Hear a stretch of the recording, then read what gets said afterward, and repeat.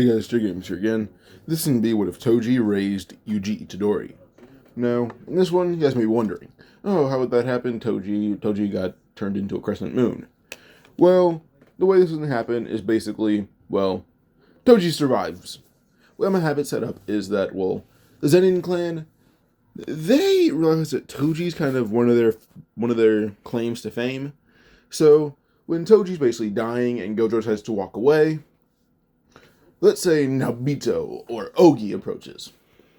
And Ogi had said that he was a better fit for clan head than Nobito, but only reason he wasn't clan head is because Maki and Mai dragged him down. Assuming that means Ogi special grade. So I assume someone like him should at least have, not special grade, but he's at least high grade 1 or low special grade. Which likely means he has the possibility of, being able to use reverse curse technique, but honestly, that would not work against Maki whatsoever. Well, 1, there's nothing to reverse. 2, he had his head cut in half. That's not going to matter. So, yeah. So with this, Ogi would be the one to stop by, heal Toji, basically being able to heal all his body, but not give him back his arm. With this, there are rumors that Toji survived against Gojo. There's even sightings of it, which Gojo was surprised by. Somehow he survived when he had a giant hole put in him.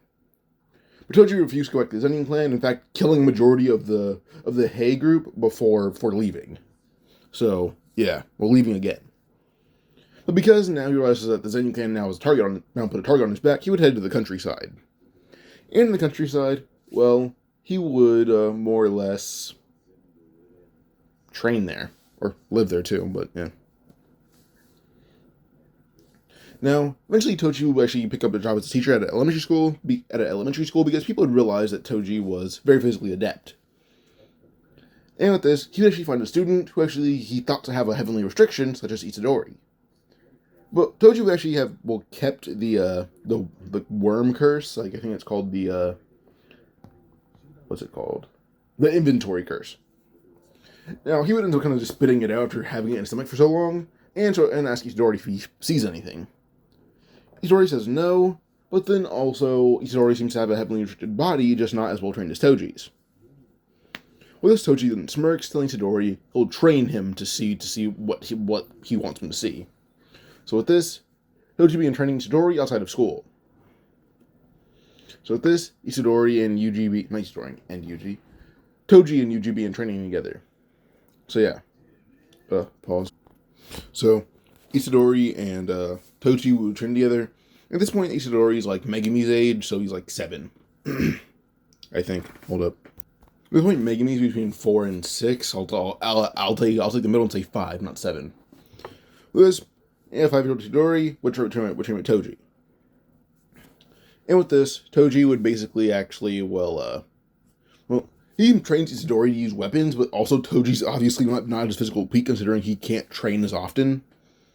So as he trains Yuji, we go to when Yuji's 15. By the time Yuji is 15, he's insanely powerful. I'd probably put him on at least you want to go bare minimum, Nanami. It's a bare minimum how strong this current Yuji is. So yeah, and he can actually see curses. And actually, no, I don't think. Hold up. Alright. So, Toji would more or less also leave behind a few of his tools to Yuji.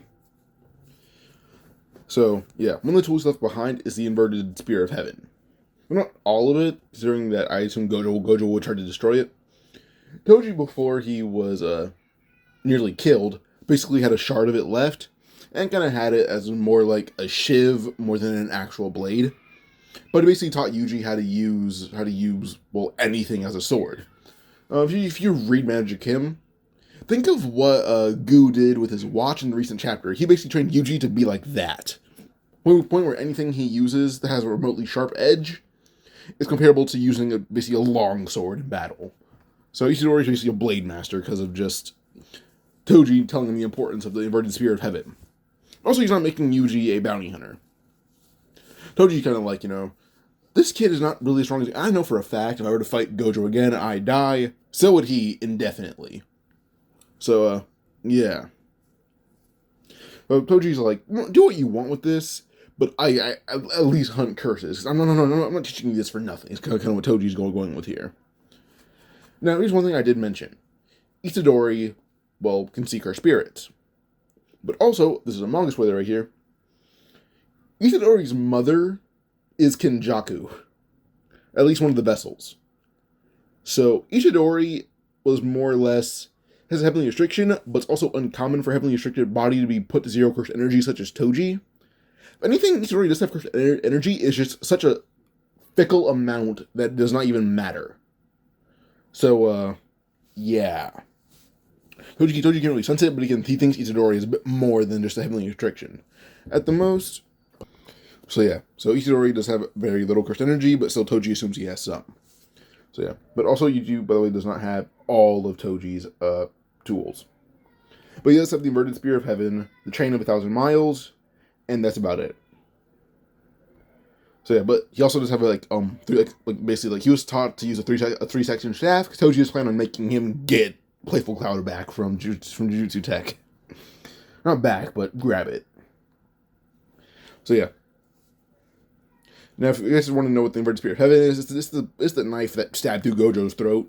So yeah, just Yuji has like a sliver of it, not sliver, I guess like not large enough to be a knife, but a shiv of it, like I said before.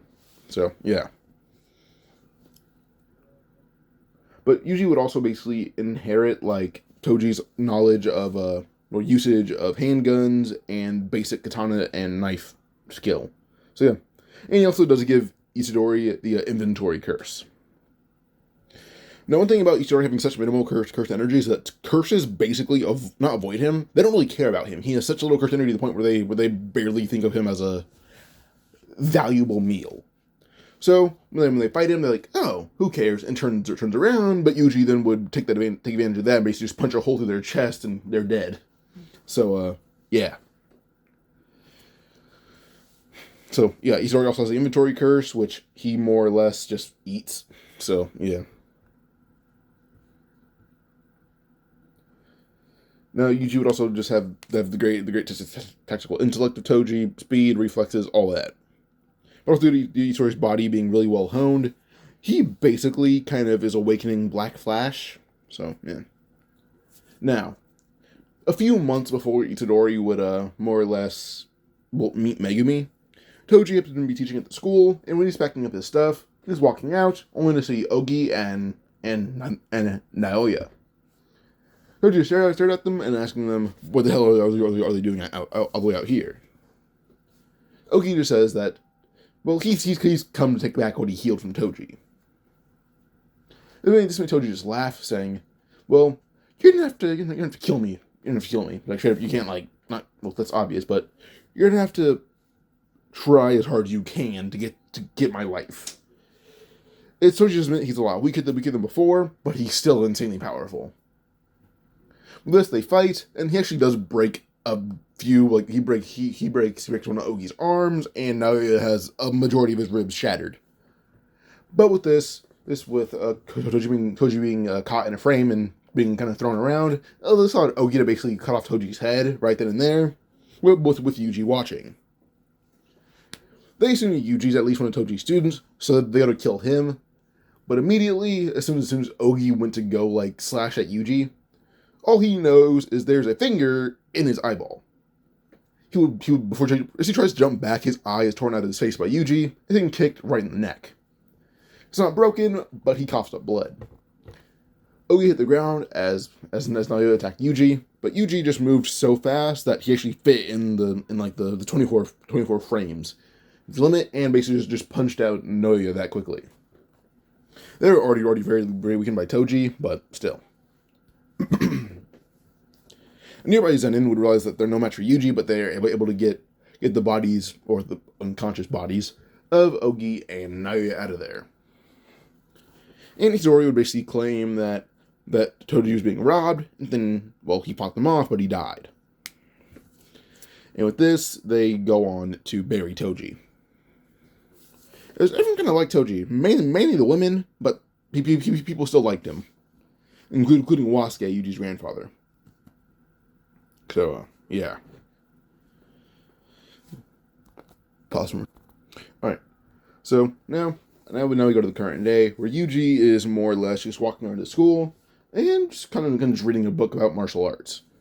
Because Toji has encouraged Yuji to read about books like this. As he's reading, he's still hanging out with the occult club, and while he's outside, he would see Megumi. But Megumi would actually get a faint hint of cursed energy off Yuji. Yuji would end up looking at Megumi, and assuming Megumi lock eyes, they don't know why, but they have the urge to more or less just fight. Yuji would back fist at Megumi, and Megumi would move to block. But immediately he's knocked off his feet, and as soon as his feet are off the ground, he's grabbed by his ankle and thrown into the side of the school building. Immediately Megumi basically she realizes the wall just shattered as he hit it, and he passed out. This he woke up in the occult room, but the door is locked, and Megumi is tied to a chair. Yuji and Megumi talks about Sukuna's finger, and Yuji says, "Oh, that's what that thing is." And he says that he gave it to his classmates. With that, they go to get it back, but their classmates are already under attack by a curse, or Yuji's classmates are under attack by a curse. But immediately, Yuji would hold up the shiv of the inverted spear of heaven, or the heavenly shank, I guess. It's kind of just funny. Yuji has the heavenly shank, and just throws it straight through the curse's body. He appeared right behind it as soon as it went through, catching it, and proceeding to dice it to pieces. When the curse died, they usually got the finger back, but, well, a few more curses would arrive, I would say. More curses arrive as Yuji and Megumi begin to handle them, but now because of Yuji and Megumi both having high levels of cursed energy versus high level of curses, it's more like a feeding frenzy begins activating. And plus, some curses were in hiding to avoid Toji and Yuji. So now they're all coming out of the woodwork. With this, Yuji and Megumi fight off an entire horde, until Gojo had arrived. But as soon as he arrived, he would use Hollow Purple, and immediately, destroy part of the building. He just used Hollow Purple to more or less just blast away a lot of the curses. Actually, not Hollow Purple, probably like blue or red. One of those two, maybe. But still, some of the buildings destroyed, and Yuji would lose his footing. He drops the finger, and the curse is about to grab it. Yuji and the curse are basically just going to go for the finger, but Yuji would actually more or less just eat the finger, and then he hit the ground, coughing. Immediately he tries throwing it up, and Gojo would go down and try to grab it from Yuji's mouth. And Gojo thinks he has the finger, till suddenly it would shoot down Yuji's throat as fast as possible, like it had a mind of its own. Gojo would want to punch Yuji in the stomach to make him throw up, but the finger doesn't come out. But then suddenly Sukuna would, reincarnate. As he came back, him and Gojo began swapping hands, and immediately Gojo would realize that Yuji has part of the inverted spear of heaven. And immediately Gojo began trying to dodge, frantically, not wanting to get hit by Yuji at all, or Sukuna at all. Sukuna realizes what this is, though, and he went for Gojo's eyes instead. But that was a pretty obvious tactic, so immediately Sukuna's arm is just grabbed, he's thrown over the railing, only have his arm basically torn off as soon as, he's against the railing. Kind of almost broken with how much strength Gojo has, he just tore his arm clean off. Luckily, Sukuna is able to regenerate, but immediately, a lot of the markings disappear, and Yuji is holding onto the railing, panting. As he says, he doesn't know how that happened, but he has it under control. Gojo asks Yuji where he got part of the inverted spear, and Yuji just says his master had it first, and his master passed it down to him. Maybe kind of chuckled, saying, "Well, you have to have one hell of a master who has a tool that Gojo's scared of." Really, Gojo says, "Yeah, his hell of a master is your dad." Megumi has his eyes just dart to Yuji, and Yuji's eyes dart to Megumi. As he didn't know that his master had a son, Megumi thinks that Yuji is a secret love child. Megumi has kind of a Todoroki thing right now. Yuji says, no, he's not. In fact, his parents are both dead. And he says he can verify it because both his parents have marked graves with his same last name. And that's verified, so Megumi's very short Todoroki arc ends right here. But with this, Yuji is brought to Tokyo Jujutsu High. So, yeah. Now, when Yuji's put on trial, well, first off, when Yuji's put in the room to like be bound down by the tags or the talisman, Yuji's pretty easily able to like basically tear off a few like restrictions or bindings, and he would kind of just throw up the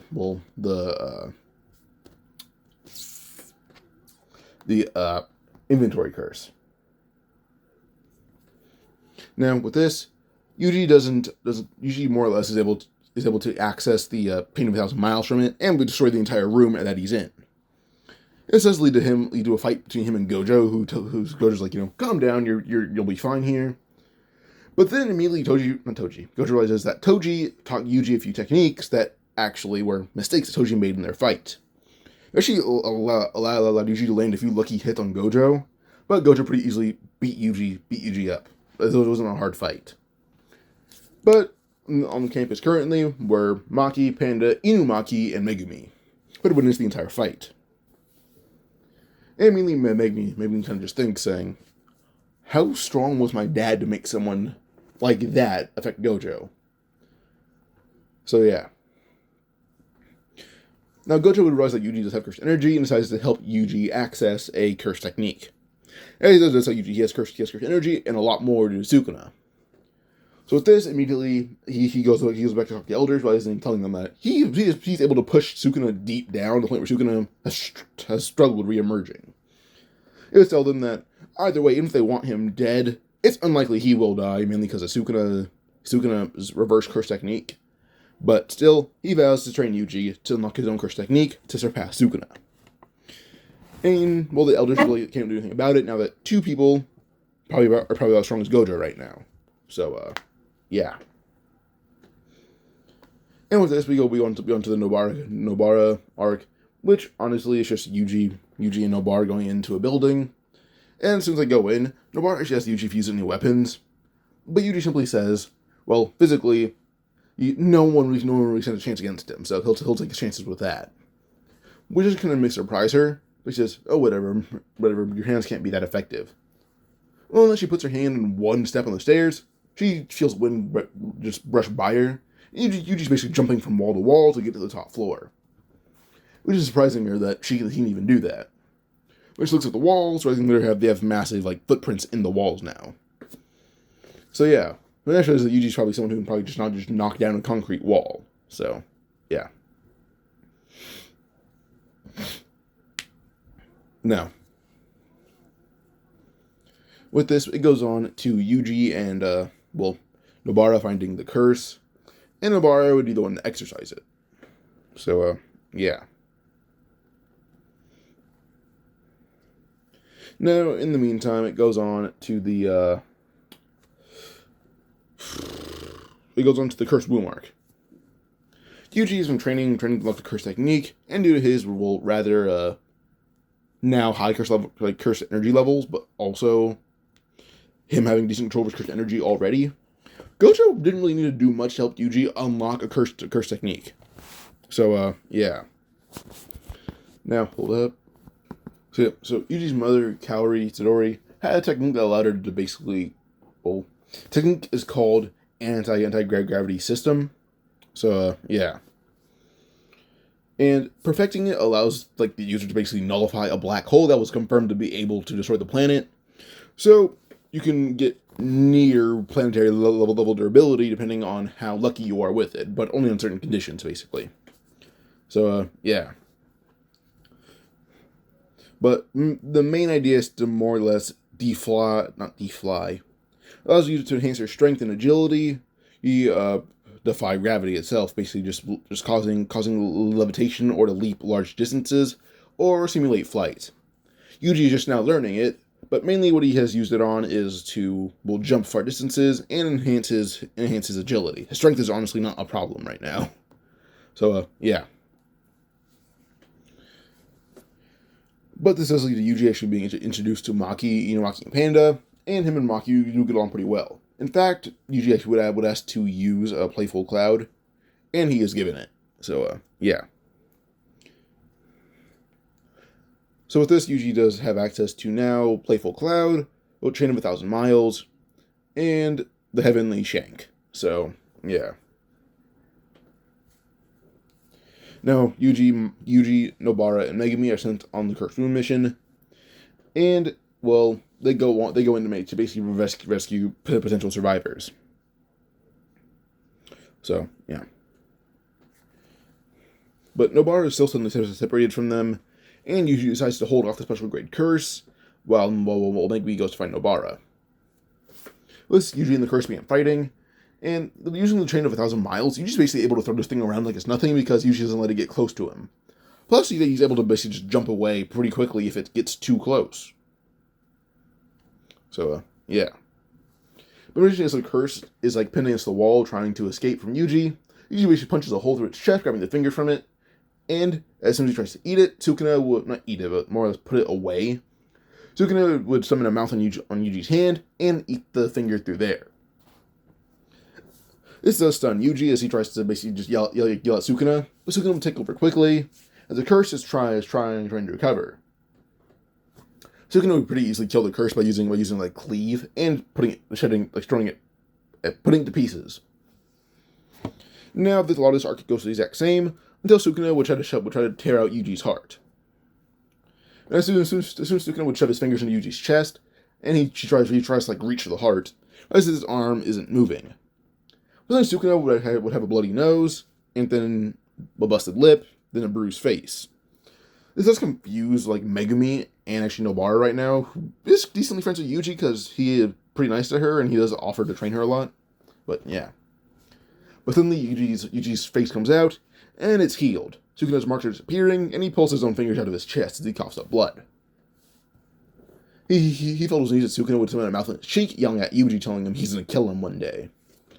But Yuji tells him shut the hell up and heal his chest. And Sukuna would do just that. So, yeah. But with this, well, Gojo does realize that, well, he's more suited to teach something like Megumi, who's going to be on his level, He's more suited to teach Megumi, who will learn to reach his level. Yuji's almost already there. Like, basically thinks that Yuji would take up too much time to perfect, while Megumi is still has time to perfect himself, and, this is hard to explain. How close Yuji is to perfection, Gojo cannot spend that much time on him without leaving other students behind in the dust. Like, Yuji's too far ahead, his other students need to catch up. So, this is actually a handoff to Nanami, not Yuji supposedly being dead. So, yeah. But, yeah.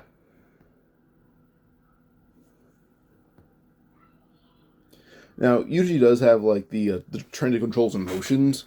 As he does admit that he does get pretty hot-headed sometimes. And he's also still pretty, happy-go-lucky, which is a thing that I have not been explaining that well, but still. But pretty quickly he gained control over it. And then Jogo fight happens, and Yuji would witness a domain expansion. Now, how well controlled Yuji's how well controlled his Christian energy is, he does say he's probably on his way to unlocking one.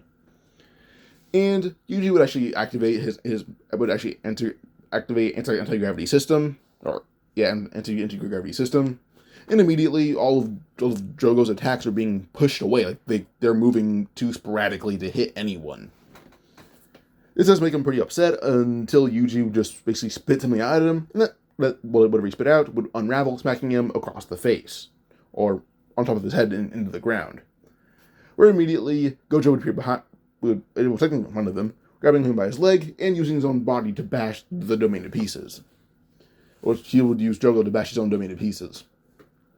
So yeah, Yuji picks up the worm as he pulls out the chain of 1,000 miles, wraps it around Jogo, and allows Gojo to wail on him like there's no tomorrow, leading to a pretty sick double team. Then, yeah. After this, everything's pretty much the same. So, yeah.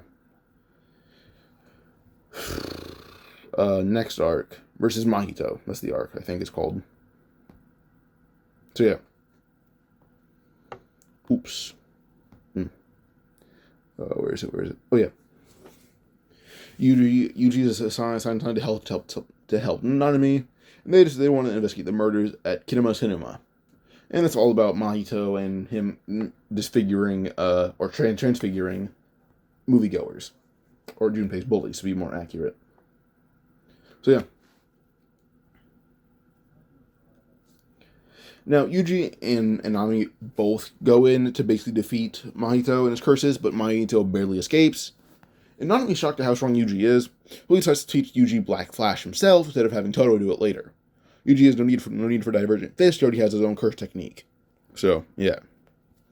Now, as Yuji would learn Black Flash and how to utilize his curse energy to improve his body all around, this would lead to him going into his own mindscape, and him and Sukuna would now have to establish a contract. Sukuna would try to fight Yuji, and the fight's going decently well. And as the fight happens, well, it seems to be more equal than Sukuna would have thought.